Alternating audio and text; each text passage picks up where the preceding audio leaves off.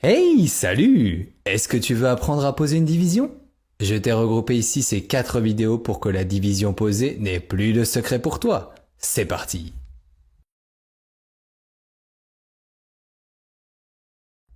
Attends, ça fait 150?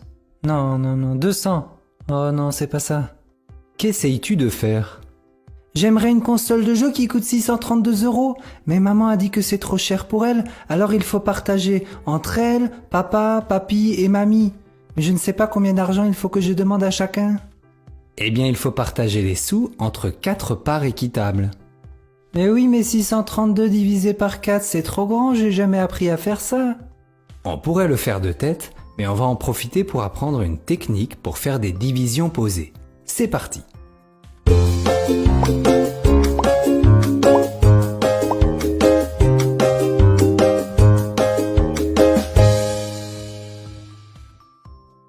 La division des grands nombres peut être compliquée à faire de tête. On peut alors la poser, comme on pose l'addition, la soustraction ou la multiplication. On pose alors la division de cette manière en mettant 632 ici, on l'appelle le dividende, on met 4 ici, on l'appelle le diviseur, et on met le résultat là. Le résultat s'appelle le quotient. Retiens bien, dividende, diviseur, quotient. Ici et ici, j'ai 2 barres que je dois dessiner pour faire la division posée. Diviser 632 par 4, c'est se demander combien de fois je peux mettre 4 dans 632. Ouh là là, mais c'est difficile de savoir combien de fois je mets 4 dans 632, il y en a beaucoup. Oui, tu as raison, alors on va faire autrement.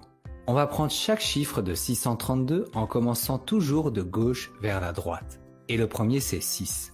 Toi derrière ton écran, dis-moi, combien de fois est-ce que je peux mettre 4 dans 6? Moi je sais. Dis-nous. Ben, une seule fois, parce que 2 fois le 4 ça fait 8 et ça dépasse le 6. Exactement. Si 6 avait été trop petit, on aurait alors pris 63. Mais là ça va, 4 rentre une fois dans le 6. J'écris alors 1 ici, et je fais 1 fois 4, ça fait 4. J'écris la réponse sous notre 6.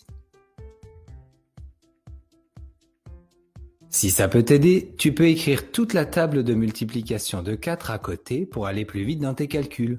Mais si tu connais bien tes tables, tu n'en auras pas besoin. Dans 6, j'ai mis 1 fois le 4. Mais 1 fois 4, ça fait 4 et pas 6.